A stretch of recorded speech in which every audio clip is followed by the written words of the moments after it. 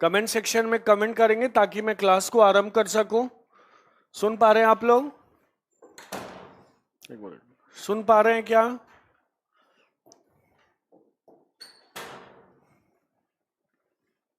सुन पा रहे हैं क्या? सुन पा रहे हैं आप लोग?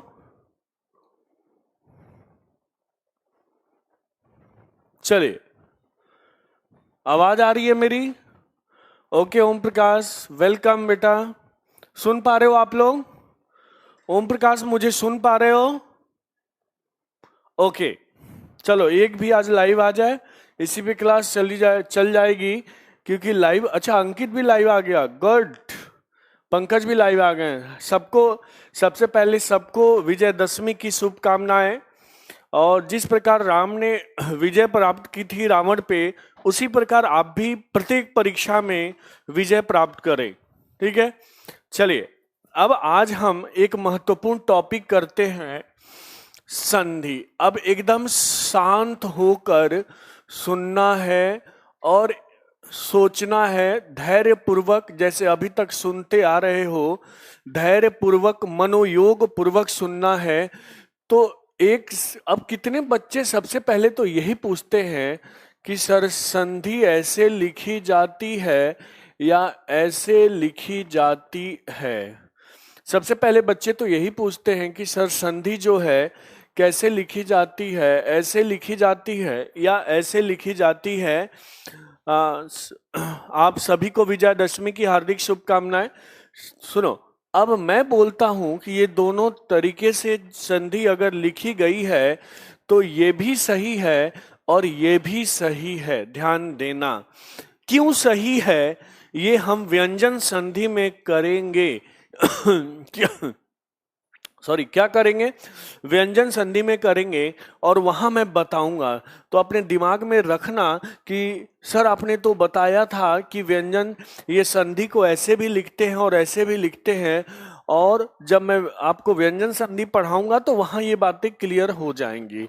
तो अभी तो दिमाग में ये रखो कि संधि ये भी सही है और ये भी सही है, दोनों प्रकार से लिखते हैं।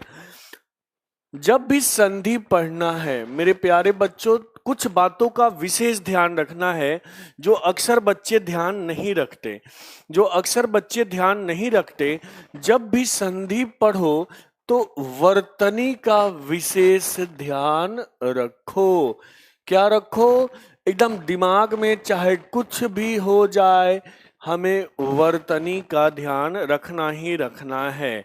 ठीक है, जब भी कोई संधि से आप शब्द बनाओ तो सब लोग खुश रहे एक साथ। ठीक है, अब मैं थोड़ा पढ़ाने पे ध्यान दे दूं तो सभी लोग वर्तनी पर ध्यान रखेंगे। उसके बाद संधि विच्छेद तो आता ही आता है थोड़ा बहुत सबको। ठीक है, लेकिन जिसको संधि विच्छेद आता भी है ना, वो वर्तनी में गलत कर देता है। कि अधिकांशतः अब जो परीक्षाओं में प्रश्न पूछे जा रहे हैं वो संधि विच्छेद के साथ वर्तनी में कन्वर्ट करके पूछे जाते हैं कि कौन सा सही है, जगत जननी या जग जननी। 4 ऑप्शन होगा, तो जग जननी सही है, जगत जननी सही नहीं है।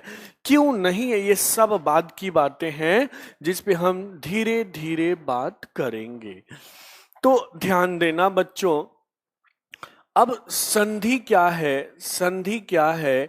तो संधि जो है, ध्यान देना, यह वर्णों के, जो सामान्यतः परिभाषा आप लोग को याद होता है, वर्णों के मेल से, वर्णों के मेल से क्या उत्पन्न होता है?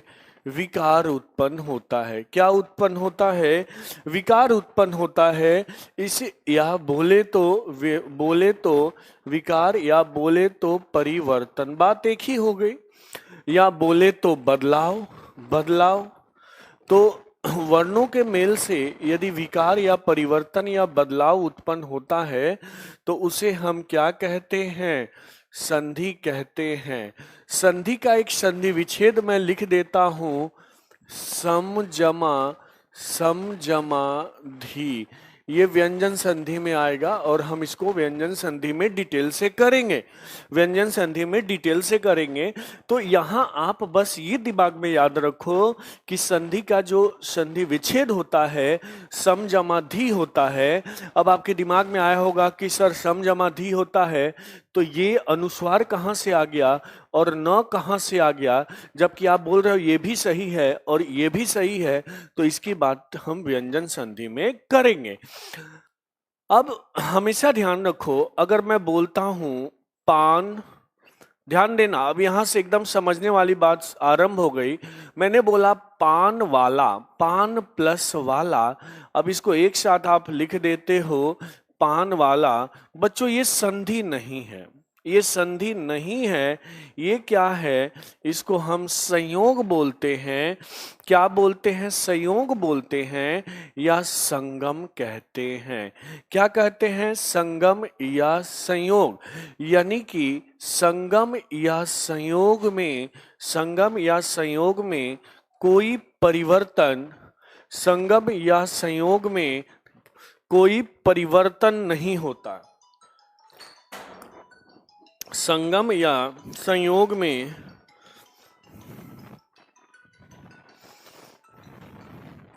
संगम या संयोग में कोई परिवर्तन, कोई परिवर्तन नहीं होता। ठीक है, क्या होता? कोई परिवर्तन नहीं होता। जैसे पान प्लस वाला एज इट इज लिख दिया, पान वाला, तो यहां जैसे दूध प्लस वाला, दूध वाला, जहां कोई परिवर्तन नहीं हो वह संधि नहीं, वो क्या है मेरे प्यारे बच्चों? संयोग है। ठीक है ना? ठीक है ना? संधि में हमेशा हमेशा क्या होगा? विकार, परिवर्तन या क्या होगा? बदलाव। ध्यान देना, जैसे मान लो एक ये शब्द है, तो ये जो शब्द का, ये मान लो ये शब्द लिखा हुआ है जैसे, तो संधि में किसी शब्द का, मान लो ये शब्द, चलो इसको मैं हटा देता हूं, नहीं तो थोड़ा कंफ्यूजन हो जाएगी। चलो इसको मिटा देता हूं, फिर से मैं बताता हूं। जैसे ये संधि में इस शब्द का, किसी भी शब्द का, ये जो है ये क्या है? अंतिम, प्रथम शब्द का क्या है? अंतिम वर्ण है। और फिर इधर जो होगा, इधर जो होगा दूसरे शब्द का प्रथम वर्ण होगा। ध्यान देना, दूसरे शब्द का प्रथम वर्ण, और ये दोनों मिलके क्या करेंगे बच्चों? विकार करेंगे। क्या करेंगे? विकार करेंगे। या क्या करेंगे? जो बात वही हो गई, परिवर्तन करेंगे, या बात वही हो गई, बदलाव करेंगे, उसे हम क्या कहते हैं? संधि कहते हैं। क्या कहते हैं? संधि। तो हमेशा ध्यान रखना, ये, हाँ, ये प्रथम शब्द का अंतिम वर्ण और दूसरे शब्द का प्रथम वर्ण मिलकर विकार, परिवर्तन या बदलाव लाते हैं, उसे हम क्या कहते हैं? उसे हम क्या कहते हैं? संधि कहते हैं। अब नेक्स्ट हम बात करते हैं, ध्यान दे, उसे हम क्या कहते हैं? संधि कहते हैं। अब जैसे मैंने लिखा कि एकदम छोटा सा एक एग्जाम्पल लेते हैं। अभी हमको ये नहीं जानना है कि संधि कितने प्रकार से होते, क्या होते, कुछ नहीं समझना अभी, बस हम अभी आरंभ की बातें करते। जैसे मैंने विद्या जमा आलय लिखा। क्या लिखा? आलय। तो ये अब इसको और छोटा करोगे ना, तो य में हलंत लगाओगे तो ये बन जाएगा ऐसे। क्या बन जाएगा? ऐसे। और आ लय। अब आ मिलके देखो, अब क्या बना देंगे? यहाँ आ मिलके ऐसे बना देंगे, ये दोनों एक साथ हो जाएंगे तो बन जाएगा विद्यालय। देखो आ, ठीक है ना? जहाँ ऐसे है, जैसे एक और लिखा स्व जमा अर्थी, यहाँ थोड़ा सा और डिटेल में समझ में आएगा। यहाँ आपको लगेगा ये परिवर्तन कहाँ हो रहा है? एकदम हो रहा है। आ मिलके, दोनों मिलके एक बन जा रहे हैं, तो ये परिवर्तन या विकार ही तो है। अब देखो ये ऐसे हम लिखे, इसको हलन डाल के तो अ बन जाएगा और अर्थी, और अ मिलके या बन जाता है, तो ये क्या बन गया? स्वार्थी। क्या बन गया? स्वार्थी। परिवर्तन हो गया, विकार हो गया। और मिलके देखो आ बदल गया, तो क्या है? यही विकार है, यही विकार है, या यही क्या है? परिवर्तन है। यही क्या है? विकार है या परिवर्तन है। तो ध्यान रखना। अब मैंने बताया था कि प्रथम प्रथम शब्द का अंतिम वर्ण, ये देखो प्रथम शब्द का अंतिम वर्ण क्या है? प्रथम शब्द का जो अंतिम वर्ण है, अंतिम वर्ण है वो क्या है? आ है। और दूसरे शब्द का प्रथम वर्ण, ये देखो, ये दूसरा शब्द, ये पहला शब्द है, ये दूसरा शब्द है। दूसरे शब्द का प्रथम वर्ण क्या है? आ है। दोनों मिलके सिमट जा रहे हैं, तो क्या बन जा रहे हैं? आ। यहां भी देखो, प्रथम शब्द का अंतिम वर्ण अ है और दूसरे शब्द का प्रथम वर्ण अ है, दोनों मिलके क्या बना दे रहे हैं? आ बना दे रहे हैं। तो ये क्या है? परिवर्तन हुआ। तो सेम यही बातें हो जाती हैं कि प्रथम शब्द का अंतिम वर्ण और दूसरे शब्द का प्रथम वर्ण मिलके यदि कोई विकार उत्पन्न करता है, तो उसे हम क्या कहते हैं? उसे हम क्या कहते हैं? संधि कहते हैं। क्या कहते हैं बच्चों? संधि कहते हैं। ठीक है ना? संधि और संयोग में अंतर होता है। संधि में हमेशा परिवर्तन होगा वर्णों के बीच, और संयोग में परिवर्तन नहीं होगा। ध्यान रखना। आ गई बात समझ में? आ गई बात समझ में? यहां तक क्लियर है क्या? यहां तक क्लियर है क्या? अब देखो, नेक्स्ट हम बात करेंगे कि अब हमारे पास, क्योंकि वर्णमाला है, वर्णमाला है, और हमने पढ़ा कि वर्णों के मेल से विकार उत्पन्न होता है। किसके मेल से विकार उत्पन्न होता है? वर्णों के मेल से उत्पन्न विकार को हम संधि कहते हैं। तो भाई, जब वर्ण की बात आ गई, तो आपके दिमाग में दो चीज आने चाहिए। एक आने चाहिए स्वर वर्ण, और दूसरा क्या आने चाहिए? व्यंजन वर्ण। क्या आने चाहिए? व्यंजन वर्ण। और इसके अलावा हमने एक विसर्ग की भी बात की थी, जो अ था। तो एक तीसरा भी रखना पड़ेगा कि ये एक विसर्ग भी होता है, जो अयोगवाह की श्रेणी में आता है। तो अब एक बार ध्यान रखना,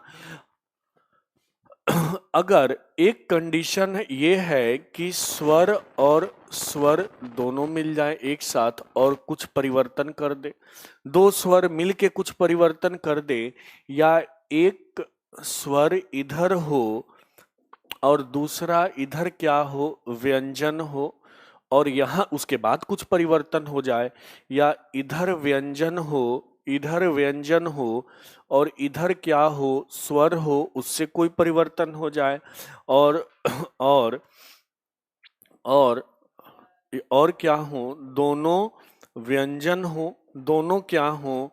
व्यंजन हो, और उसमें कोई परिवर्तन हो जाए, उसमें क्या हो जाए? कोई परिवर्तन हो जाए। या अब विसर्ग ले लेते हैं, इधर विसर्ग हो और इधर क्या हो? स्वर हो, और कोई परिवर्तन हो जाए, और इधर क्या हो? विसर्ग हो और इधर क्या हो? व्यंजन हो, और कोई परिवर्तन हो जाए। ध्यान रखना, विसर्ग पहले ही आएगा, ये मत सोचना इधर स्वर हो इधर विसर्ग हो, ऐसे शब्द का निर्माण नहीं होता। तो पूरे संधि को हम टोटल चाहे तो इतने पार्ट से पढ़ सकते। अगर स्वर से स्वर का मेल होता है, स्वर से स्वर का मेल होगा, तो क्या बनेगा? स्वर संधि। क्या बनेगा मेरे दोस्त? स्वर संधि। स्वर से व्यंजन का होगा, तो ये मत सोच लेना कि स्वर संधि बनेगा, ये हम आगे बात करेंगे। तो यहाँ बनेगा व्यंजन संधि। हमेशा ध्यान रखना मेरे दोस्त, मेरे विद्वान विद्यार्थियों, कि स्वर संधि में केवल स्वर से स्वर का ही मेल होगा। किससे किसका मेल होगा? स्वर से स्वर का मेल होगा। अब व्यंजन स्वर आ जाए तो भी क्या होगा? तो भी क्या होगा, व्यंजन संधि होगा। व्यंजन और व्यंजन आ जाए तो भी क्या होगा, व्यंजन संधि। विसर्ग और स्वर आ जाए तो क्या होगा, विसर्ग संधि। और विसर्ग और व्यंजन आ जाए तो भी क्या होगा, विसर्ग संधि होगा। ठीक है ना, ठीक है ना। तो अब देखो, 1 2, इसको नोट में जरूर लिखना, 3 4 5 और 6। आ गई बात समझ में? यहां तक क्लियर है क्या, यहां तक क्लियर है क्या? कमेंट करेंगे। अब इसका मतलब होता है किसी शब्द का अंतिम वर्ण स्वर हो और दूसरे शब्द का प्रथम वर्ण स्वर हो तो स्वर संधि। किसी शब्द का प्रथम वर्ण किसी शब्द का प्रथम वर्ण स्वर हो और सॉरी, किसी शब्द का किसी प्रथम शब्द का अंतिम वर्ण स्वर हो और दूसरे शब्द का प्रथम वर्ण व्यंजन हो तो व्यंजन संधि। यदि किसी शब्द का ये अंतिम वर्ण व्यंजन हो और दूसरे शब्द का प्रथम वर्ण स्वर हो तो व्यंजन संधि। आ गई बात समझ में? एकदम क्लियर है क्या ये? यहाँ कहीं कोई डाउट है क्या? यहाँ कहीं कोई डाउट है क्या? गुड, यहाँ कहीं कोई डाउट नहीं है। एकदम हम अलग तरह से पढ़ेंगे, बोल तो रहे। हाँ, वर्णमाला भी लिखेंगे, एकदम लिखेंगे। स्वर जो होंगे, स्वर होंगे, स्वरों की संख्या जो हमारे यहाँ 11 है, उसी में हम खेलते हैं। 11 स्वर में ही हम खेलते हैं। ठीक है, और ये मैं वर्णमाला में पढ़ा चुका हूँ। ठीक है, व्यंजन जो है 33 व्यंजन है, वो भी पढ़ा चुका हूँ। विसर्ग में इसी को हम विसर्ग बोलते हैं या इसको हम अयोगवाह की श्रेणी में भी रखते हैं, ये भी मैं बता चुका हूँ। अगर वर्णमाला का आप वीडियो देखोगे, एक एक चीज समझ में आएगी आपको, अगर ठीक से देखोगे तो। मैंने हर जगह समझाने की कोशिश की है। चलो, अब हम नेक्स्ट बात करेंगे, सुन लो। अब हम बात करेंगे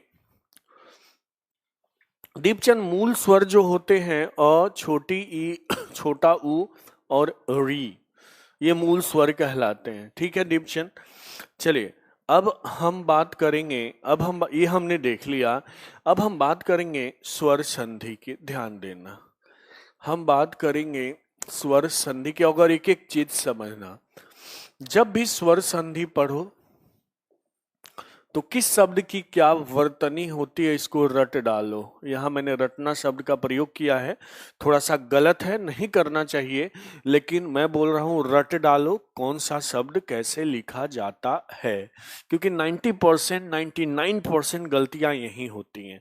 आ गई बात समझ में? कौन सी शब्द की वर्तनी जरूर याद रखनी है, तो उसके बाद तो हम विच्छेद कर ही लेते हैं। तो विच्छेद हमको समझना है और वर्तनी हमको क्या रखना है याद, कौन सा क्या लिखा जाता, क्योंकि फिर प्रॉब्लम आ जाएगी, आप गलत कर दोगे। सुन लो, स्वर संधि में होता क्या है, यदि स्वर का मेल स्वर से हो, स्वर का मेल स्वर से हो तो उसे हम क्या कहेंगे, उसे हम क्या कहेंगे मेरे प्यारे बच्चों? स्वर संधि कहते हैं।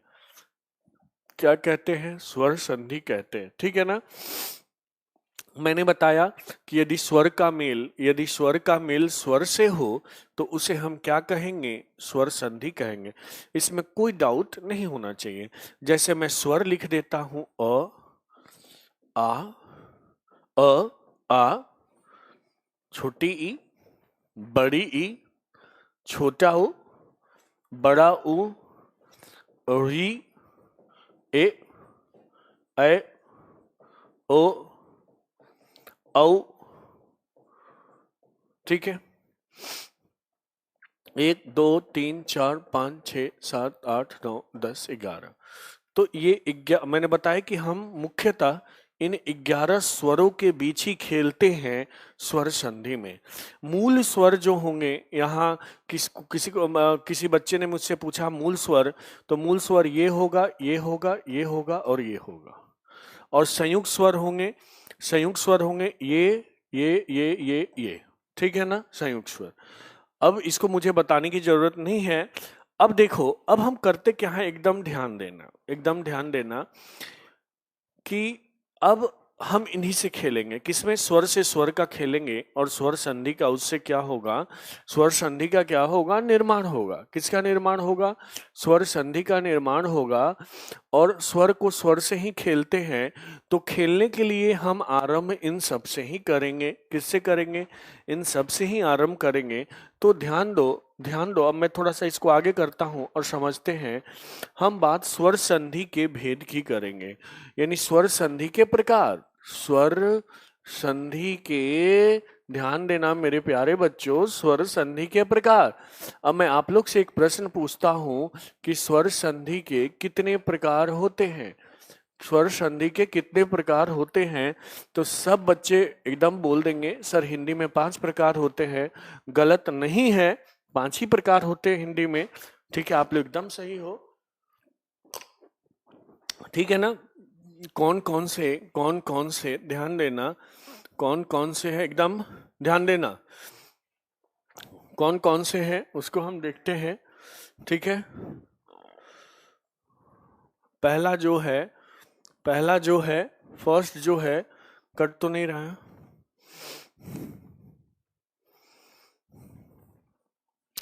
पहले को बोलते हैं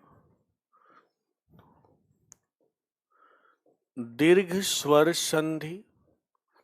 क्या बोलते हैं? दीर्घ स्वर संधि। क्या बोलते हैं? दीर्घ स्वर संधि। दूसरे को हम बोलते हैं गुण स्वर संधि। तीसरे को बोलेंगे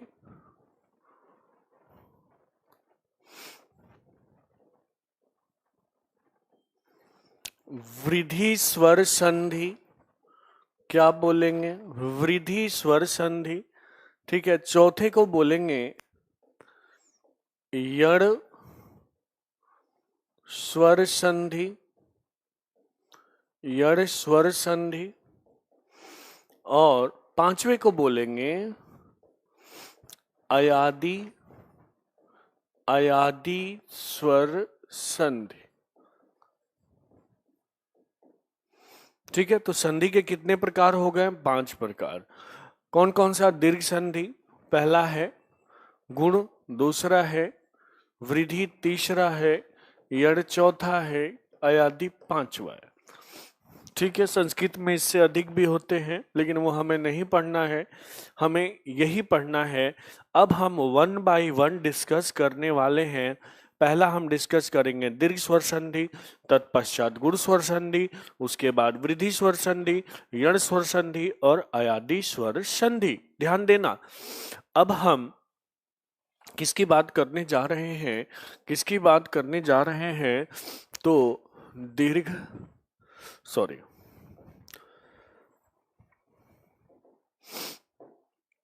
कभी कभी कुछ टेक्निकल फॉल्ट आ जाती है, लिखने में समस्या आ जाती है, तो आप लोग कोऑपरेट करेंगे। ठीक है, मैंने लिखा दीर्घ स्वर संधि। किसकी बात हमने की? दीर्घ स्वर संधि की बात की। ध्यान देना। ठीक है, अब हमने देखा है कि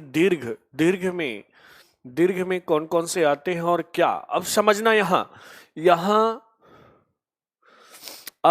समझना, यहां एक एक चीज समझना और कोशिश करना कि परीक्षा में कम से कम गलत ना हो।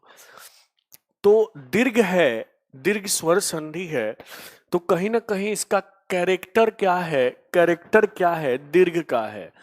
तो अब बेचारे हर्षो कहते हैं कि मेरे को भी ले लो यार, रोने लगते हैं। तो दीर्घ कहता है ठीक है, मैं तो तेरे को अपने पास लेके आऊंगा, लेकिन अपने कैरेक्टर से तेरे को भी दीर्घ बना दूंगा।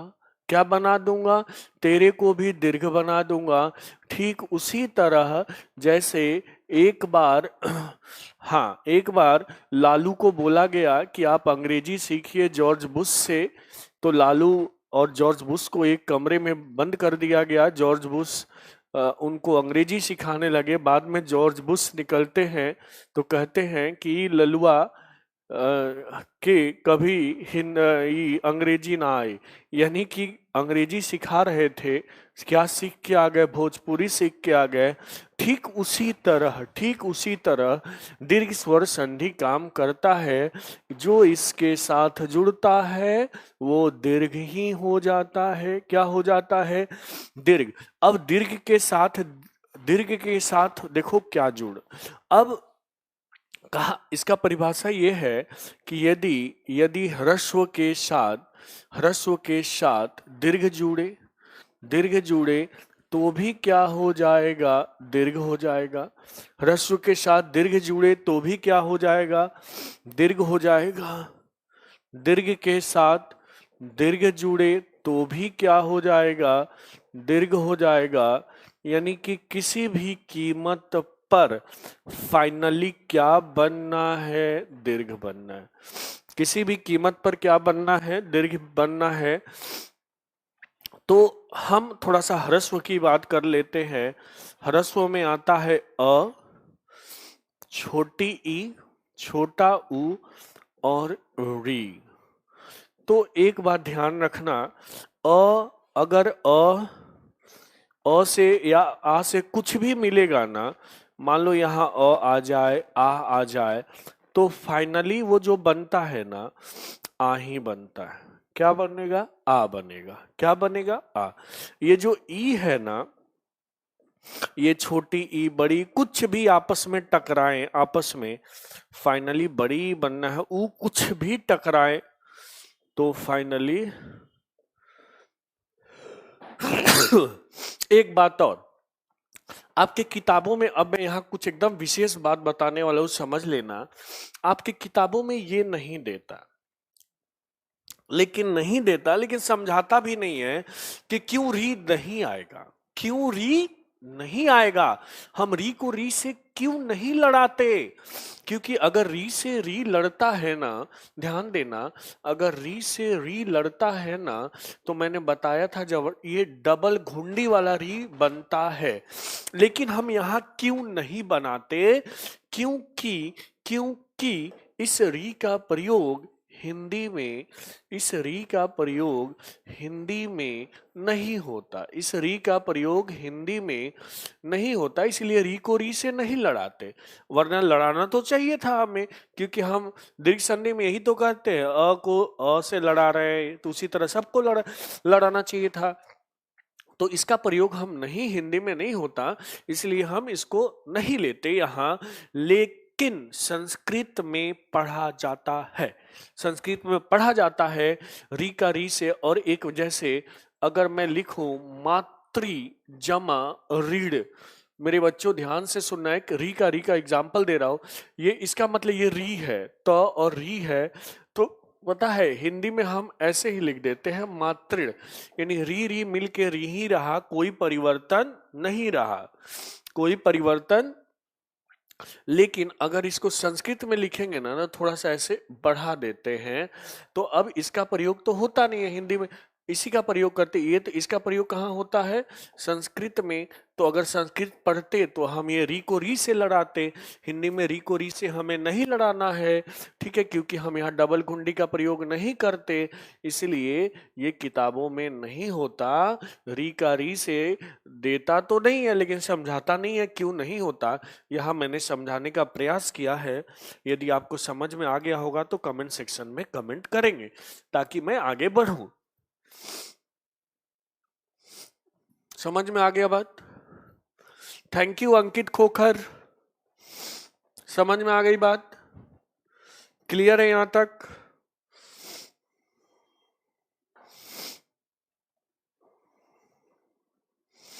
क्लियर है?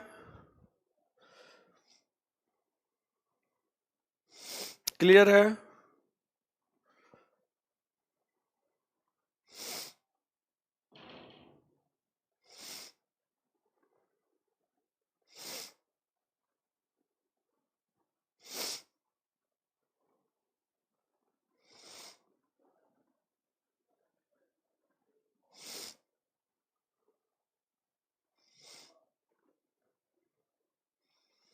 क्या ओम प्रकाश, कहाँ प्रॉब्लम आई है एक बार बताइए।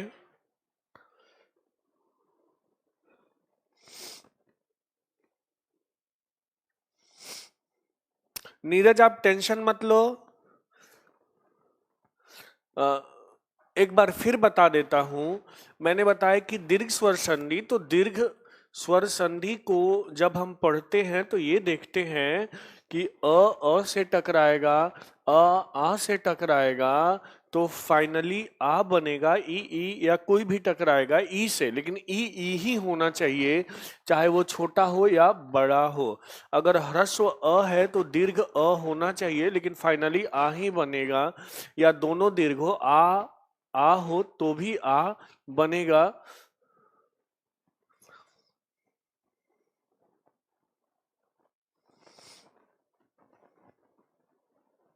संधि संस्कृत का वर्ड है, संधि संस्कृत का वर्ड है, अंकित उपाध्याय, तत्सम शब्द है, और इसका तद्भव सेंध होता है। क्या होता है? सेंध, सेंध लगाना। और संधि क्या है? संधि क्या है? तत्सम या संस्कृत का शब्द है। आ गई बात समझ में? आ गई बात समझ में? तो ये एक बार मैं फिर समझा देता हूं, थोड़ा आगे बढ़ते हैं। अब दीर्घ स्वर संधि ये कहता है, दीर्घ स्वर संधि ये कहता है कि यदि आ या अ कुछ भी हो, फाइनली क्या बनना है? आ बनना है।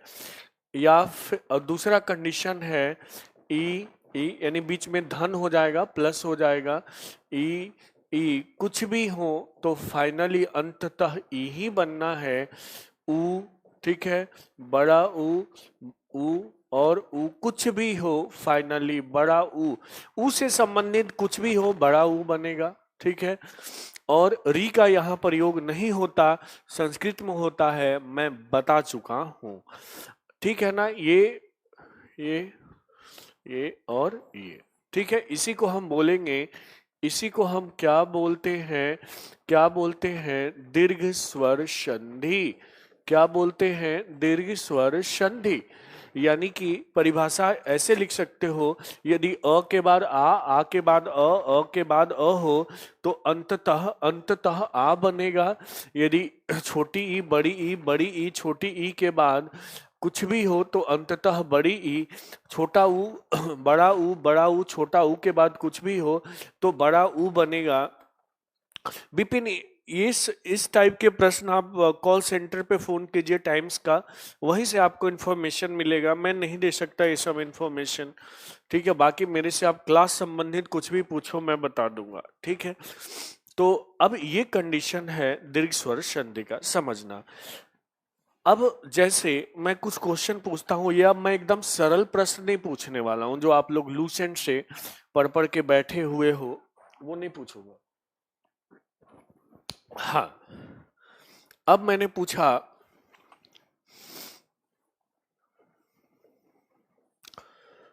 दोहावली,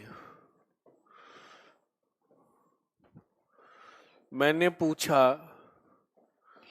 इन सब का सन्नि विच्छेद करना है, कवितावली, मैंने पूछा रत्नावली, मैंने पूछा रसायन,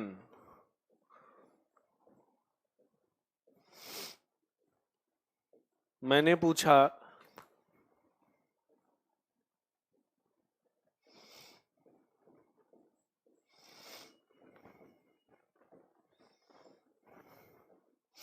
द्रोणाचार्य। पहले इसको करते हैं। तो अब दोहावली का जो विग्रह होगा, ये ध्यान देना, दोहा जमा अवली, दोहा जमा अवली क्या होगा? दोहा जमा अवली। अब आपके दिमाग में होगा कि सर ये अवली क्या है? हम तो आज तक यही पढ़ते आ रहे थे, विद्यार्थी देवार्थी, और आपने तो एकदम यही बदल दिया, यही बदल दिया कि आपने, हाँ, तो ध्यान देना, एकदम कवि, हाँ नीरज, अवली का मतलब होता है श्रृंखला। अवली का मतलब क्या होता है? श्रृंखला। और दोहा, सुनो, दोहा, और दोहा तो जान ही रहे हो। तो दोहाओं की श्रृंखला क्या कहलाती है, क्या कहलाती है? आ, हाँ, अभी पंकज बता रहा हूं मैं। औली को हम लड़ी भी बोल देते हैं। चौलड़ी पढ़ते हो ना, श्रृंखला टाइप का, एक के बाद एक। तो दोहावली, कवितावली का। अब आपसे प्रश्न पूछेगा। हाँ, पंकज, दो, कवित या कविता क्या सही होना चाहिए? कवित या कविता? दो तरह से ऑप्शन में आ जाएगा। कवितावली का संधि विच्छेद है कवित जमा अवली या कविता जमा अवली। क्या होगा? क्या होगा नीरज यादव, बताइए। कवित जमा अवली या कविता जमा अवली, सुनिए बताइएगा। एकदम पंकज गलत। कवित, कवित जमा अवली, कविता नहीं। कवित एक छंद भी है, जैसे दोहा छंद है। कविता कौन सा छंद है भाई? कविता कौन सा छंद है दीपचंद? नीरज, यही एकदम नीरज ने फिर सही बताया कि कवित होगा। और गच्चा आप यही खाओगे। ऑप्शन में देगा कविता और कवित, तो मुझे लग रहा है अगर 10 लाख बच्चे फॉर्म भरे होंगे ना, तो 9 लाख 90,990 बच्चे गलत करेंगे। और वो करके क्या आएंगे कि कवित, जैसे दोहा एक छंद है, कवित भी क्या है? छंद है, छंद है। ठीक है ना? तो अब रत्नावली, तो यहाँ तो कोई समस्या नहीं है, यहाँ रत्ना नहीं होगा, क्योंकि रत्ना का कोई मतलब नहीं है। रत्न जमा अवली, रत्नों की लड़ी, ये अवली है, तो रत्नावली अवली। रसायन, रसायन रस जमा अयन। अयन का अर्थ देखो, हमेशा जब भी संधि करो तो लगभग दोनों शब्द के मीनिंग सामान्यतः मिलेंगे ही मिलेंगे। संधि निरर्थक नहीं होता, हमेशा निरर्थक शब्द नहीं है, सार्थक है। तो दोनों शब्द के अर्थ मिलेंगे, और ये दोनों जो होंगे इसको कहीं ना कहीं रिप्रेजेंट करेंगे। ऐसा नहीं है कि यहाँ अलग हो जाए और यहाँ अलग हो जाए तो वो संधि आप गलत हो जाएगी। ठीक है, तो जो यहाँ रिप्रेजेंट करेगा वही। अयन का मतलब क्या होता है? मार्ग। क्या होता है? मार्ग। तो रस के मार्ग को हम बोलते हैं रसायन। जैसे रसायन शास्त्र, ऐसा शास्त्र जो हमें रस के मार्ग पे HCl H2SO4 यही सब पढ़ाता है, उसे अयन, अयन, अयन का मतलब मार्ग होता है। आयन नहीं होगा, मैं बार बार बोल रहा हूं, आयन नहीं होगा। क्या होगा? अयन। अयन का मतलब क्या होता है? अयन का मतलब क्या होता है? अभी बताया, अयन का मतलब क्या होता है?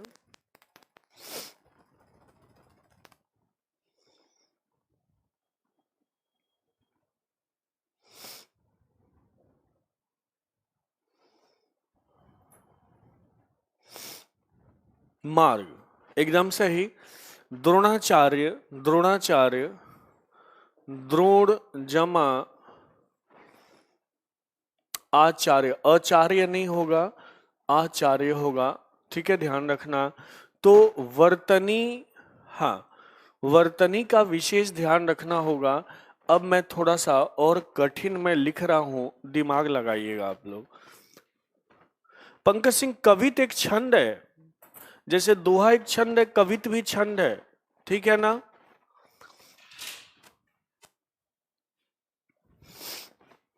मैं लिखता हूं, ये जितनी संधियां हम कर रहे हैं वो सब किस में है? दीर्घ संधि में है। क्योंकि आप देख लो, मिल के, मिल के आ बन रहा है। मिल के क्या बन रहा है? आ बन रहा है। जैसे जनार्दन लिखा, रजनीश लिखा,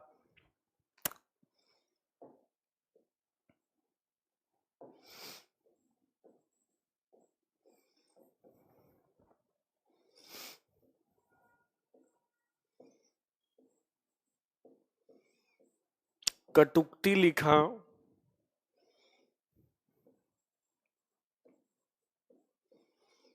कुशासन लिखा,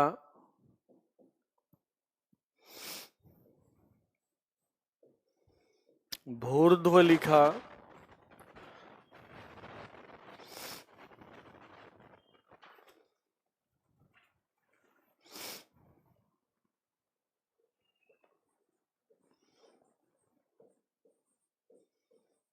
शताब्दी लिखा,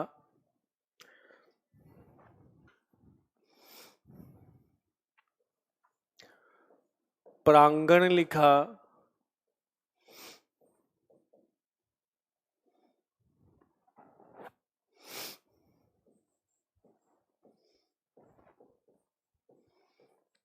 वीरांगना लिखा,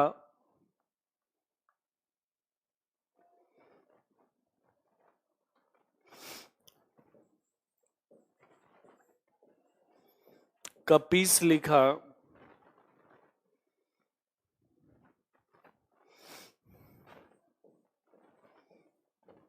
हरीश लिखा। नीरज एकदम सही बता रहा है, नीरज एकदम सही बता रहे हैं कि जनार्दन का होगा जन जमा अर्दन। अर्दन का क्या अर्थ होता है? अर्दन का यहाँ अर्थ होता है पीड़ा। अर्दन का क्या अर्थ होता है? पीड़ा। जैसे आप सुने हो ना कि हे नेताजी, आप इस जनता जनार्दन के रखवाले, इस जनता की पीड़ा के आप ही रखवाले हो। ठीक है, जनता जनार्दन, ठीक है, यानी जनता और उनकी पीड़ा की सेवा करना। एकदम नीरज ने सही बताया, आर्दन नहीं पंकज, अर्दन। अब रजनीश, तो इसमें कोई डाउट ही नहीं होगा, रजनी, रजनी। और ईस जब भी लिखो तो ईस में मात्रा बड़ी होगी। मैंने बताया था कि इसको रटना पढ़ लो, कि छोटा मत लिख लेना। हमेशा याद रखना भगवान बड़ा होता है, इसलिए इसका मतलब भगवान, तो इसलिए ई की मात्रा बड़ी। कटुक्ति, कटुक्ति में ध्यान रखो, कटु जमा, कटु जमा उक्ति। तो कटु का मतलब कड़वा, उक्ति का क्या अर्थ होगा? उक्ति का क्या अर्थ होगा? जो भी आप बोलते हो, जो आप वचन बोलते हो, उसी को हम क्या बोलेंगे? उक्ति। तो उक्ति का अर्थ हम बात लिख देंगे, कड़वी बात, ठीक है ना। कुशासन, कुशासन का जरा कीजिए, 90% लोग इसे गलत करते। कुशासन, कुशासन का कीजिए। अब देखो यहां मैं एक और मिलके आ बन गया। देखो न में हलंत लगाओगे ना तो ऐसे बन जाएगा, ज न अ, और अर्दन में मिलके क्या बन गया? आ। ठीक है ना। तो अब देखो ई, ये बड़ी ई, बड़ी ई मिलके बड़ी, कुछ भी ई हो, बड़ी ई ही बनता है। नीरज ने कहा कुश और आसन, एकदम सही बताया नीरज ने। कुश जमा, कुश जमा आसन, ध्यान देना, कुश जमा आसन। ये परीक्षाओं में दो तरह से पूछा जाता है कि अगर ऐसे पूछेगा कि आजकल, आजकल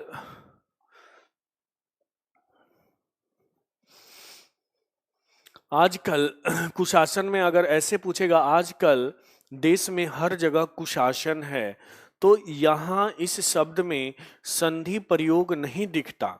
अगर ऐसे वाक्य में प्रयोग देगा आज हर जगह कुशासन है, तो यहाँ कु उपसर्ग को फोकस कर रहा है। किसको फोकस कर रहा है? कु उपसर्ग को। तो यहाँ कु का अर्थ बुरा शासन हो जाएगा। क्या हो जाएगा? बुरा शासन। बड़ी समस्या होती है कुशासन को करने में।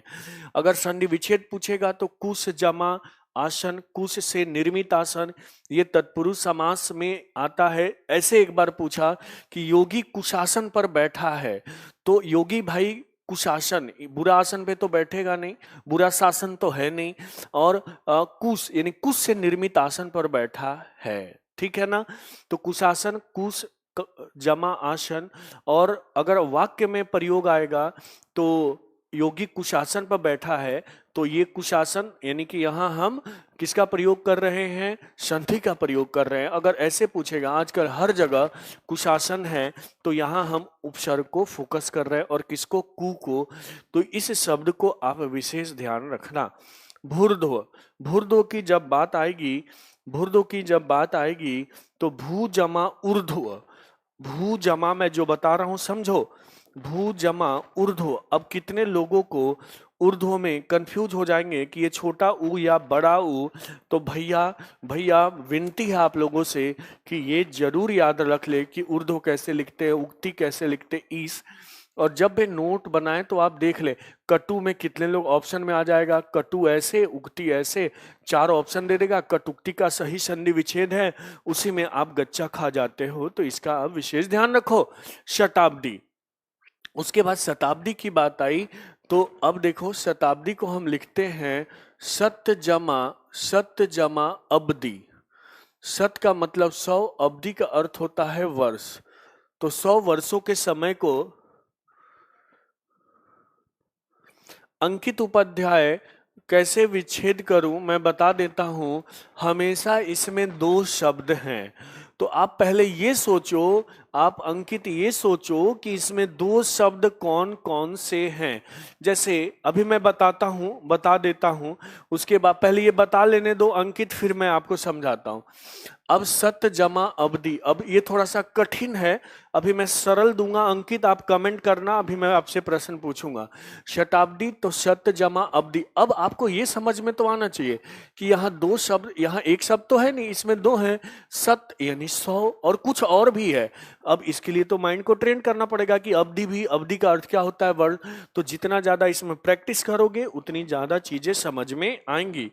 उसके बाद है प्रांगण, प्रांगण है प्रांगण। तो अब यहाँ प्र होगा, प्र जमा। अब यहाँ बच्चे कंफ्यूज, अब परा नहीं होगा, क्या होगा प्र जमा अंगन, ये होगा प्र जमा अंगन। तो ये अंगन का मतलब क्या होता है मेरे दोस्त, ये अंगन का मतलब क्या होता है, आंगन क्या होता है, आंगन क्या होता है, ध्यान रखना, आंगन होता है इस, ठीक है ना, क्या होता है, आंगन होता है, आंगन आंगन ध्यान देना। और यहाँ इसलिए मैंने दो यहाँ लिखा है। और वीर अंगना, बताओ तो क्या होगा, तो अब इसको वीर जमा अंगना, अंगना। इस अंगना का मतलब होता है स्त्री, यानी वीर स्त्री को क्या बोलेंगे, अंगन नहीं अंगना, ध्यान देना। तो यहाँ अब र न में ध्यान रखना, अंगन नहीं लिखना है, न लिखना है। वीरांगना, वीर जमा अंगना, अंगना का मतलब स्त्री, ध्यान देना बड़ी यहाँ। हाँ, अंगना का मतलब होता है स्त्री, यानी वीर स्त्री। कपीस, तो जब कपी अलग लिखते हैं तो ऐसे लिखते हैं, कपी जमा ईस। कपी का मतलब बंदर, यानी हनुमान जी, और हनुमान जी तो राम के हमेशा छोटे रहे, इसलिए छोटी की मात्रा। हरीश, तो अब बच्चे कहते सर हरी ऐसे लिखे या ऐसे, भैया ऐसे लिखोगे तो इसका मतलब ग्रीन, हरा। तो हरा का भगवान, ये कोई मतलब ही नहीं हुआ, तो ये मात्रा क्या हो जाएगी, छोटी, हरी जमा ईस, हरीश, ध्यान देना। तो हमेशा मैं बोलता हूँ जो भी यहाँ शब्द देखो, ये भी लिंक और ये भी, ये दोनों इसी से लिंक होंगे, ये दोनों इसी से लिंक होंगे।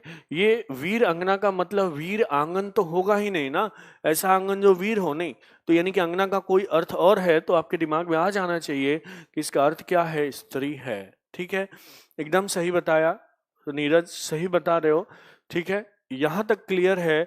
अब किसी ने बोला कि सर मुझे अलग करने नहीं आ रहा है, तो वो पुनः आएंगे और उन्हीं से मैं पूछ रहा हूं, और वो लाइव भी होंगे कि बेटा आप बताओ, आप सबसे पहले इसकी संधि विच्छेद करो, देवालय के, देवालय का संधि विच्छेद करो, तो देवालय का संधि विच्छेद, देवालय का संधि विच्छेद करो। जिन्होंने बोला था कि सर मुझे प्रॉब्लम हो रही है संधि, तो देवालय का वो संधि विच्छेद करेंगे। किसका संधि विच्छेद करेंगे, देवालय का संधि विच्छेद करेंगे।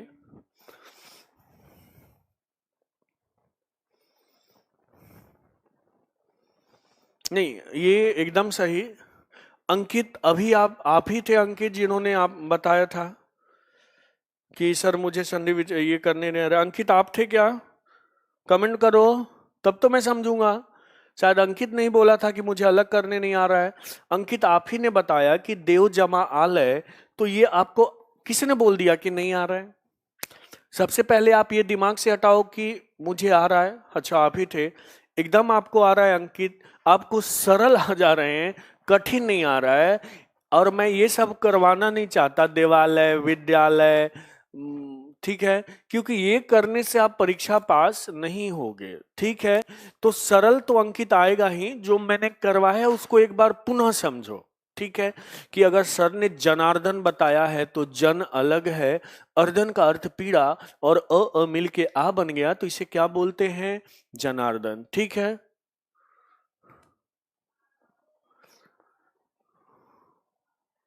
तो एकदम, और मैं सिंपल पढ़ाऊंगा ही नहीं, ठीक है।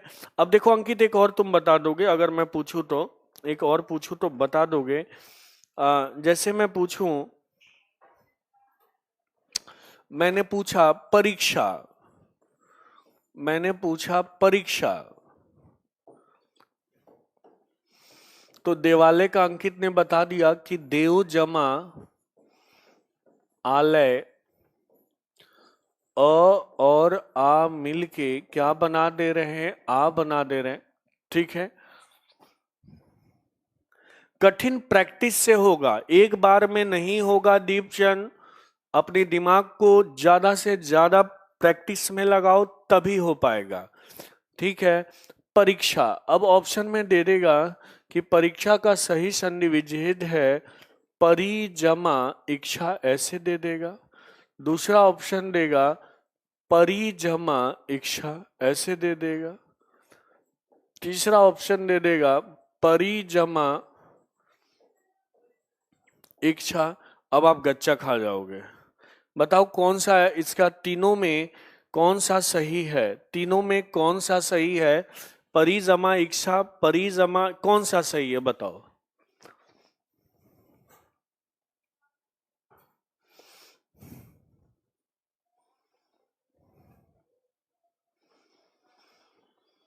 एकदम सही दीपचंद ने बताया कि ये मात्रा कभी भी संधि में, अगर देखो परा परी हम उपसर्ग भी पढ़ेंगे तो 99% मात्राएं छोटी होती है यदि उपसर्ग का प्रयोग होता है तो।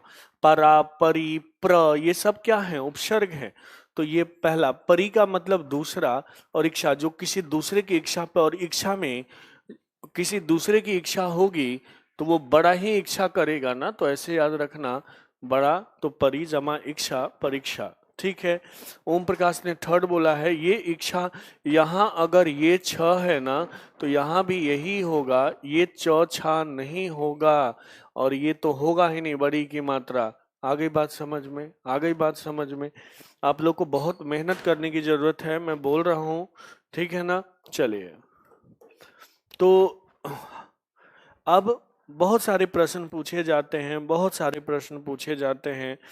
जैसे अब थोड़ा सरल सरल पूछ लूं, हिमालय, हिमालय का संधि विच्छेद तो करते जाओ, ठीक है। और प्राधिकरण का करते जाओ, प्राधिकरण, प्राण का करो, प्राण का,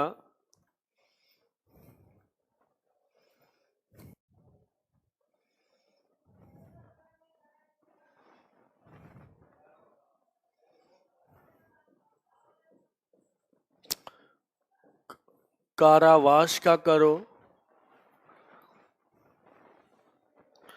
अब अभी तो आप लोग कभी बोलते हो हार्ड करवाएं, कभी बोलते हो कठिन करवाएं। हिमालय, चलो ये तीनों हार्ड हैं।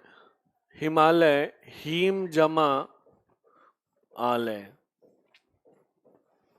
हिम जमा आलय।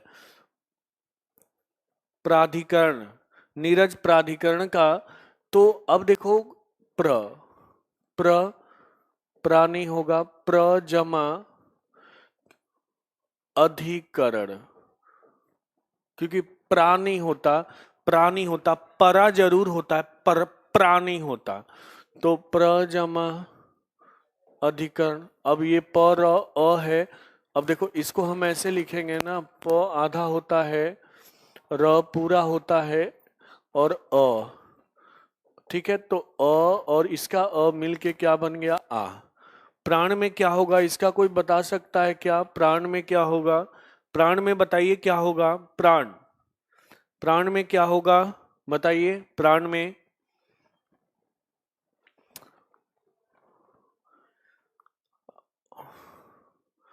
प्र होगा, अन नहीं होगा। आप बोलते हो ना आन बान शान, यही है मेरा प्राण, यानी प्राणों की रक्षा करूंगा मैं आन बान शान तक। अब बताओ क्या होगा? अन होगा या आन होगा? तो मेरे प्यारे दोस्त क्या होगा? अन मतलब कुछ नहीं, आन। क्या होगा? एकदम दीपचंद ने सही कहा कि प्र जमा आन, कारावास।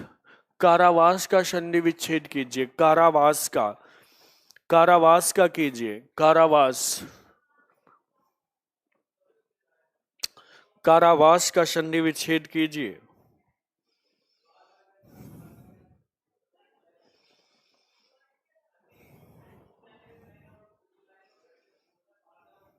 कारावास का संधि विच्छेद कीजिए।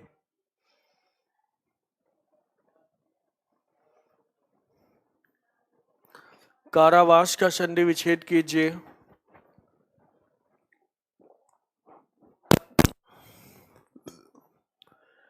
दीपचंद का है कार जमा आवास, क्या बात है दीपचंद। और ओम प्रकाश करते हैं कर जमा आवास। और कोई? नीरज यादव करते हैं कार जमा आवास। और कोई अपना दिमाग लगा ले कारावास पे? मोहम्मद दाऊद करा जमा आवास, आवास तो नहीं होता मोहम्मद दाऊद, आवास नहीं होता बेटा, आवास होता है। अ में आ की मात्रा होती है आवास में, ये सब तो लिखने आना ही चाहिए। अब सुनो, अब यहां पता है क्या होगा? कार नहीं होगा, आपको कार नहीं चलाना है कारावास में। क्या होगा? पंकज एकदम सही, लेकिन पंकज आवास आप गलत लिखे हो। कारा जमा, कारा जमा आवास। कारा का मतलब होता है कठिन। क्या होता है? कठिन। यहाँ कार नहीं चलानी है, कार नहीं ड्राइव करनी है। कारा का अर्थ क्या होगा? कठिन होगा, और कठिन आवास। ठीक है, तो ऐसा जगह। अब देखो, उसी तरह पूछता है कारागार, कारागार पूछता है। तो कारागार पूछेगा तो अब पहला तो आपको क्लियर है कि अब भैया मैं तो कार नहीं लिखने वाला, मैं तो कारा लिखने वाला हूं। तो कारा जमा, कारा जमा आगार। आगार का मतलब होता है स्थान, जैसे स्नानागार तो स्नान करने का स्थान। तो आगार का मतलब क्या होता है? आगार का, आगार का मतलब क्या होता है? आगार का मतलब क्या होता है? स्थान होता है। आगार का मतलब क्या होता है? स्थान होता है। ठीक है ना? आ गई बात समझ में? आ गई बात समझ में? तो हम कार नहीं चलाएंगे, हम क्या चलाएंगे? कारा चलाएंगे। ठीक है, ध्यान रखना, हमें यहाँ कार नहीं चलाना है। आप यही तो गलतियां करते हो। चलो अब एक मैं वर्ड देता हूं, आप अभयारण्य लिख के दिखाओ, अभयारण्य लिख के दिखाओ। चलो मैं लिख देता हूं, शायद कमेंट करने में कोई समस्या आएगी तो मैं लिख देता हूं, आप बताना, आप बताना कि अभयारण्य ये सही है या ये सही है। चलो पहला ये दिख दिया, दूसरा ये बताएंगे, पहला सही है या दूसरा सही है? कौन सा सही है, पहला या दूसरा? और भी लोग दिमाग लगा लें। नीरज बोलते हैं पहला सही है। और कोई? अब इसीलिए संधि पढ़ी जाती है कि ताकि वर्तनी सुधरे आपकी। ठीक है, जितनी भी वर्तनी आप पढ़ते हो सबके पीछे संधि का हाथ है, बहुत बड़ा हाथ है संधि का। ओम प्रकाश लिखते हैं कि सेकंड सही है। चलो मान लेते हैं, पंकज सिंह लिखते हैं सेकंड, मोहम्मद दाऊद सेकंड। एकदम सही बताया पंकज, ये सही है, ये गलत है। और आपसे वर्तनी में भी पूछा जाएगा तो अभ्यारण्य का संधि विच्छेद देखो क्या होता है।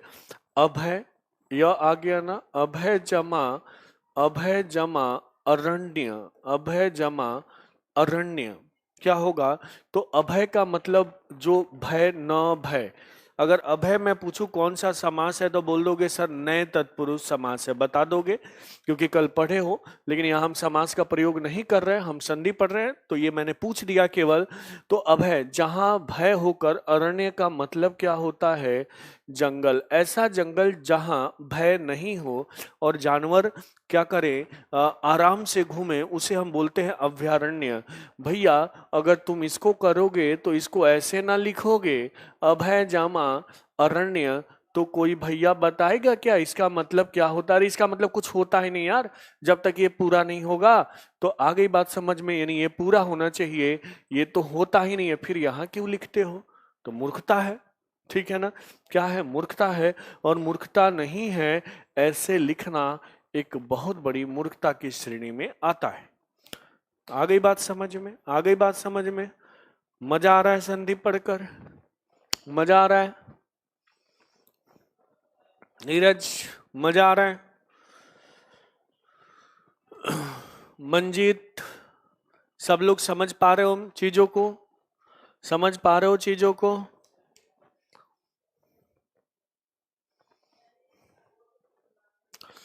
अब चलो, अब मैं आगे बढ़ता हूं।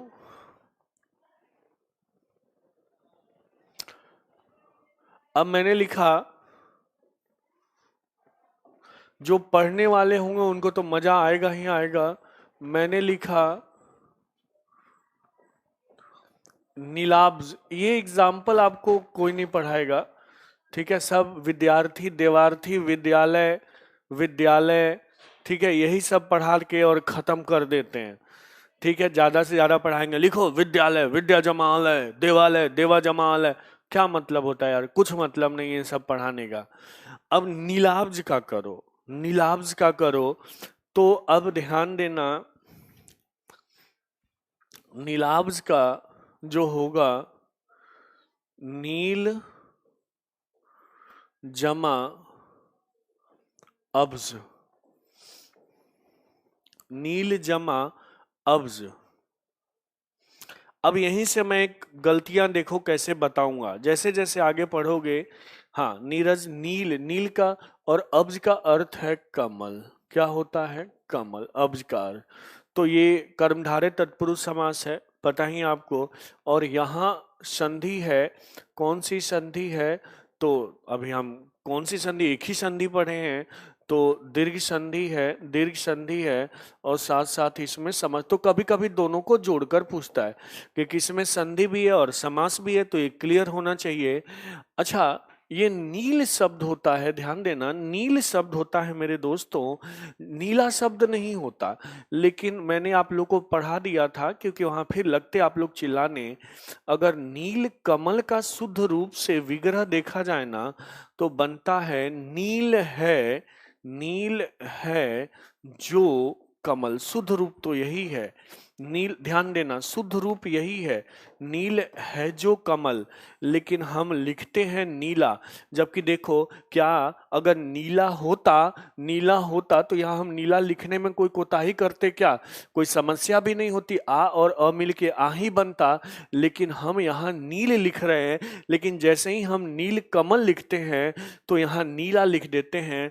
तो वहाँ गलत है, हर किताब में गलत है, कुछ ही किताब में सही है, जो बहुत अच्छे तरीके से लिखा गया। आ गई बात समझ में जो मैं बता रहा हूँ, आ गई बात समझ में, समझ बता रहा हूं जो।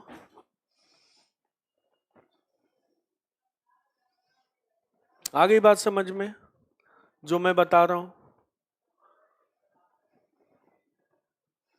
जो मैंने बताया वो समझ में आ गई बात। देखते हैं ईश्वर की इच्छा तक। एकदम नीरज, नील है जो कंठ। समास चलो बता देंगे, टेंशन मत लो, सब बताएंगे दीपशन। 10 मिनट में यही सब तो बताना था यार, नील कमल, नील है। अब मैं बीच बीच में जोड़ के बता दे रहा हूं, क्या टेंशन ले रहे हो। ठीक है, कि नील कमल को हम ऐसे लिखते हैं, तमाम चीजें। अब देखो संधि को मैं थोड़ा थोड़ा समास का टच देते हुए चल रहा हूं, देख लो। ठीक है, देख लो यहाँ, कि यहाँ पूछेगा कि नीलाब्ज में कौन सा समास है और कौन सी संधि है, तो भाई संधि जो है वो दीर्घ संधि है, और समास कौन सा है, कर्मधारय समास है। तो एक ऐसा शब्द है जिसमें संधि भी है और समास भी है, ठीक है ना। तो यही सब बताना था, लेकिन मैंने मर्ज करके बता दिया। ठीक है, आ गई बात समझ में, आ गई बात समझ में। आगे बढ़ू, अब आगे बढ़ू, ओके, ठीक है। अब सुन लो, अब आज मैं पीडीएफ भेज दूंगा, ठीक है, टेलीग्राम पे। और जितना मैंने क्वेश्चन बताया है सबका पीडीएफ भेज दूंगा, ठीक है। वो आप लोग पढ़ना, ठीक है, आप लोग पढ़ना। ये मैंने संधि का पीडीएफ शायद नहीं भेजा है, तो आज मैं अभी जाके भेज दूंगा। आज कोई क्लास नहीं है, आज विजयादशमी है, और स्पेशल मैं आप लोग की क्लास ले रहा हूँ, ठीक है। क्योंकि बीच में फिर 3-4 दिन के लिए मुझे कहीं जाना होगा, बार बार कहीं कहीं बाहर लेक्चर लेने जाना पड़ता है। लेकिन तब तक मैं एकदम, जब मैं पढ़ाऊंगा तो ध्यान रखो, एकदम कोर्स कंप्लीट होगा, उसकी चिंता आप लोग को नहीं करनी है। कोई नहीं, अंकित ये होगा, ठीक है, ये होगा। थोड़ा थोड़ा प्रैक्टिस करोगे तो। हमेशा ध्यान रखो अंकित, बहुब्रीहि समास में पर्यायवाची होंगे, पर्यायवाची होंगे, और कर्मधारय समास में पर्यायवाची नहीं होगा, ठीक है ना। चलिए अब आगे की बात करते हैं। हमने सब कुछ देखा, ठीक है। हाँ, ये देखा कि भू जमा उर्दू भुर्दो कैसे बना, लघु जमा उर्मी लघुर्मी, तमाम चीजें पूछी जाती हैं जो सरल होती हैं, लेकिन जो मैंने बताया वो थोड़ा कठिन की श्रेणी में आता है। तो अब हम ये कंप्लीट कर चुके कौन सी संधि, तो दीर्घ संधि कंप्लीट कर चुके। दीर्घ के बाद हम बात करेंगे, दीर्घ के बाद हम बात करेंगे गुण संधि की। किसकी बात करेंगे, तो भैया नाम में ही क्या लगा है, गुण लगा है। यानी कुछ ना कुछ ये गुण देता है। क्या देता है, गुण देता है। इस संधि का नियम ये है, ये क्योंकि आ आपस में लड़के अब थक चुके, अब बोलते हैं कि अब मैं तेरे से लड़ूंगा, अपने बाद वाले से लड़ूंगा, तो ई से लड़ना शुरू कर देते। तो ये है कि आ के बाद, आ के बाद अगर छोटी ई और बड़ी ई आए तो ए का मतलब होता है ऊपर एक मात्रा। क्या, और आ के बाद छोटा ऊ और बड़ा ऊ आए तो ओ का मतलब होता है ऐसे, ठीक है।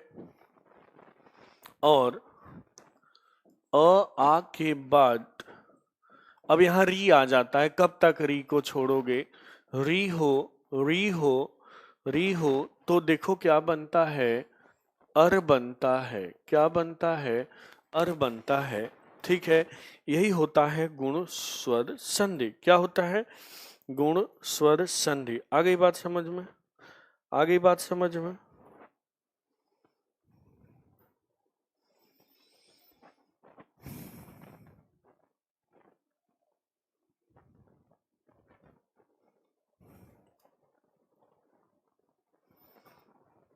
क्लियर हुआ। नियम यह है कि आ के बाद, आ के बाद क्या आए, छोटी ई बड़ी ई आए। आ के बाद छोटी ई बड़ी ई आए तो ए, क्या, ए, और क्या है, यहां तक क्लियर हुआ क्या, यहां तक क्लियर हुआ, बताओगे, यहां तक क्लियर हुआ।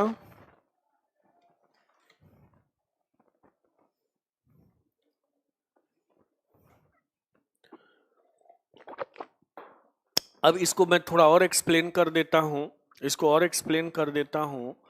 यानी कि अ के बाद ई आए तो भी ए, अ के बाद ई आए तो भी ए। चलो इसको ऐसे लिख देते, अ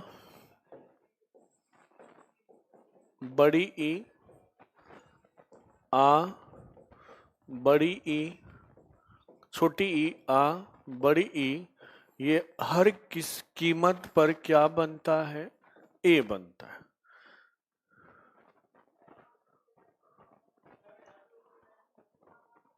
सुनो, और दूसरा है अ के बाद उ, अ के बाद बड़ा ऊ, आ के बाद ऊ, और आ के बाद बड़ा ऊ आए तो क्या बनेगा? ओ बनेगा। क्या बनेगा? ओ बनेगा।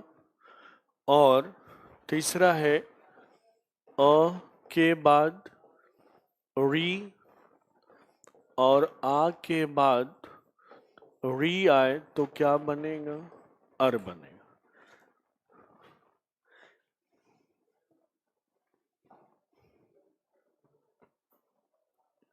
ई जमा री कैसे आ जाएगा? वो अलग है। ये यण की आप बात कर रहे हो, ठीक है? ये हम किसकी बात कर रहे हैं? गुण संधि की बात कर रहे हैं, ठीक है? तो इसी को हम क्या बोलते हैं? गुण संधि। क्या बोलते हैं? गुण संधि। आ गई बात समझ में? इसी को हम क्या बोलते हैं? गुण संधि कहते हैं। अब खूब प्रश्न पूछे जाते हैं यहां से, जैसे जैसे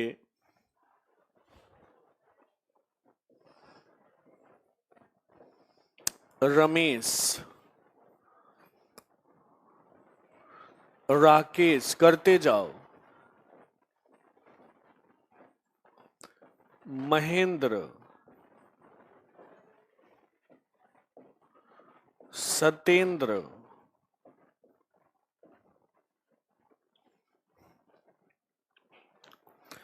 एकदम सही बताया। यहां राम नहीं होगा, रमा जमा ईस। राकेश, राका का चंद्रमा, राक नहीं होगा, ध्यान रखना। राका जमा ईस। महेंद्र, महा जमा इंद्र। इंद्र लिखेंगे तो मात्रा छोटी हो जाएगी, ध्यान रखना। इंद्र लिखेंगे तो मात्रा छोटी हो जाएगी। सतेंद्र, कितने बच्चे इसको लिख देते हैं सत्य जमा इंद्र? हे भगवान, सत्य जब भी लिखना ऐसे लिख देते हैं, सत्य जमा ये पूरा सत्य, ध्यान देना, ऐसे लिख देते हैं सत्य। सत्य कभी भी अलग होता है तो हलन के साथ होता है, ये हम व्यंजन संधि में पढ़ेंगे। तो यहाँ तो आपको ऐसे लिखना ही नहीं है, आपको यहाँ ऐसे लिखना है, ऐसे लिखना है सत्य जमा इंद्र, ध्यान रखिएगा। और जहां भी आपको लगे कि हम परीक्षा में गलत कर सकते हैं उसको सर्कल कर लेना चाहिए, ठीक है? अब सुनो, अब आपसे मैं दो लिखता हूं, राजेश, और दूसरा लिखता हूं राजर्षि। क्या लिखता हूं? राजर्षि। महर्षि, महर्षि, कर्णौर्षि, कर्णौर्षि, वर्षर्तु, वर्षर्तु, ग्रीष्मर्तु। चलिए इसको कीजिए।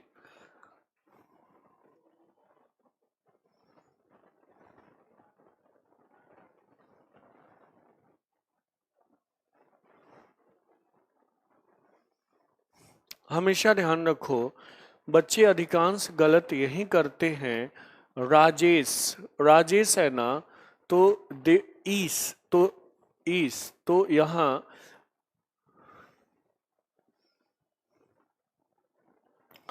अच्छा एक और राजेश, राजेंद्र भी लिख लो, राजेंद्र।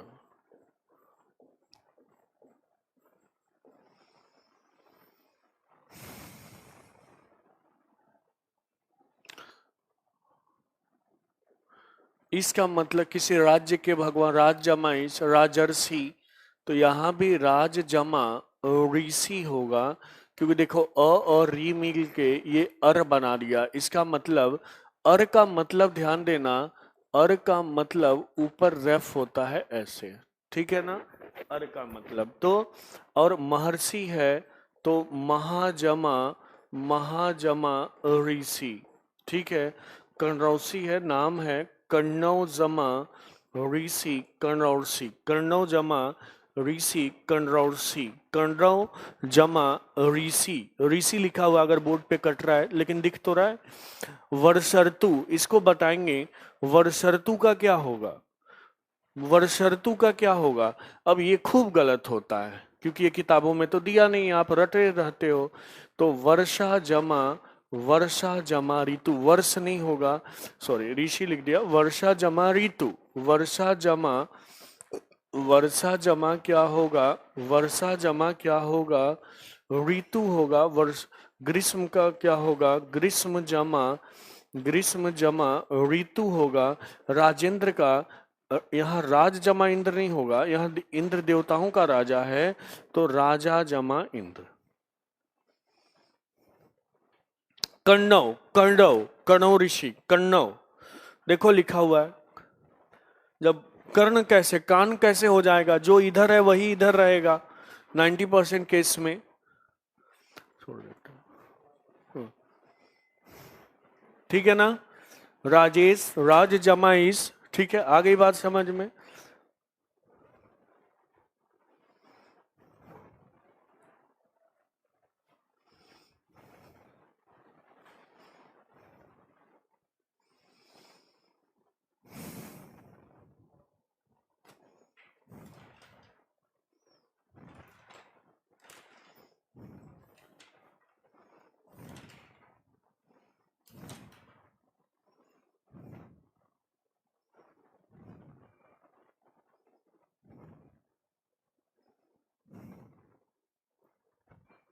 सप्तर्षि खूब पूछा जाता है, तो सप्त जमा ऋषि सप्तर्षि, सप्त जमा ऋषि सप्तर्षि, ठीक है ना। चलो एक बताओ, महर्ण का संधि विच्छेद, महर्ण का, महर्ण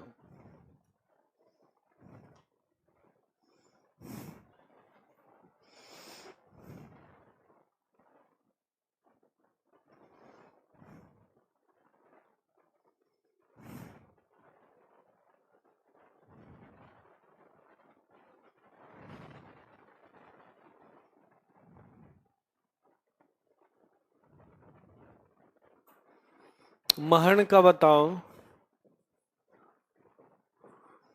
सोल्लास का बताओ,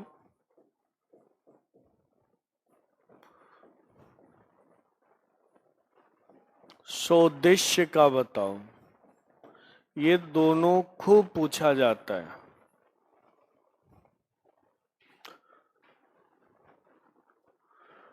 म जमा, ये क्या ओम प्रकाश, म जमा अहन, म क्या, मह,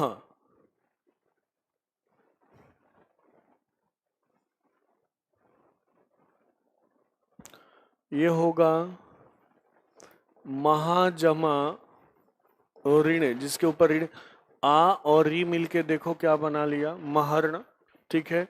अब देखो आ गई बात समझ में।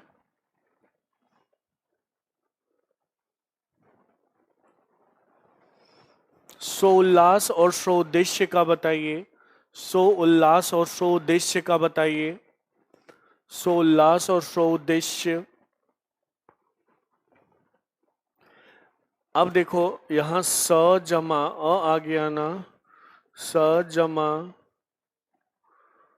उल्लास, तो देखो ओ बन गया, और ऊ मिलके ओ बन रहा है, सो उद्देश्य। खूब गलत होता है ये, बच्चे इसको पता नहीं क्या क्या कर देते हैं। स जमा उद्देश्य, आ गई बात समझ में, आ गई बात समझ में। तो इसको हम, ठीक है, ऐसे करेंगे एकदम। पंकज सिंह ने सही बताया, महाजमा ऋण, महर्ण, महर्ण, शो उल्लास, सजमा उल्लास, सो उद्देश्य, सजमा उद्देश्य, ठीक है। चलो एकदम सही है। अब हम नेक्स्ट क्लास में इसको कंटिन्यू करेंगे। आज आप लोग को एक होमवर्क देता हूं, ठीक है। आप लोग को करना क्या है, इन सब चीजों को आज आपको इन सब चीजों को रिवीजन करना है, और साथ साथ कोई भी पुस्तक उठाओ, वहां से दीर्घ संधि करो और गुण संधि करो, ठीक है, क्योंकि दो ही पढ़ाया है। कल मैं फिर और पढ़ा दूंगा, दो का एक एक क्वेश्चन करो, कोई डाउट आएगी मुझे व्हाट्सएप करो, ठीक है ना। कोई समस्या इसमें, कोई समस्या इसमें नहीं है। तो हम अब देखो, हमने किया था, याद है हमने किया था कि संधि बताया था, सम जमाधि, संधि और संयोग में अंतर बताया था। फिर हम रिवाइज करा देते हैं, संधि और संयोग में अंतर बताया था, हम सारी चीजों को रिवाइज करा देते हैं।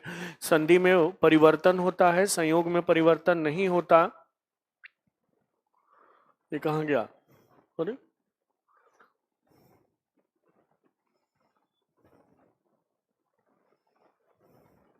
ठीक है। फिर ये सब मैंने चीजें बताई थी, वर्णमाला में कैसे स्वर स्वर मिलके ये सब बनाते हैं, ठीक है। फिर हमने स्वर संधि की बात की थी, देखो हमने स्वर संधि की बात की थी, ठीक है ना।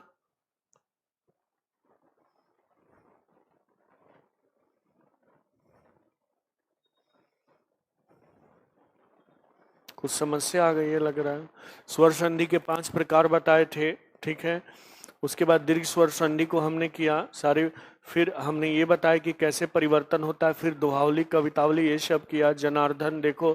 तो ये आप लोग फिर एक बार देख लेना, ठीक है। कोई भी समस्या आएगी मेरे से पूछ लेना, हर चीज का एक्सप्लेनेशन दिया हुआ है। नीलाब्ज कैसे मैंने बताया था, कैसे गलत करते हैं। फिर गुण संधि पे आए, गुण संधि में हमने देखा रमेश ये सब किया, सप्तर्षि किया, सोल्लास किया, ठीक है। तो आज के लिए इतना, फिर मिलते हैं हम लोग कल, ठीक है। टाइमिंग शाम को ही होगी, या अगर पहले होगा तो आपको ऐप पे मैसेज चला जाएगा। Till then take care, bye bye, ठीक है ना। चलो मिलते हैं फिर।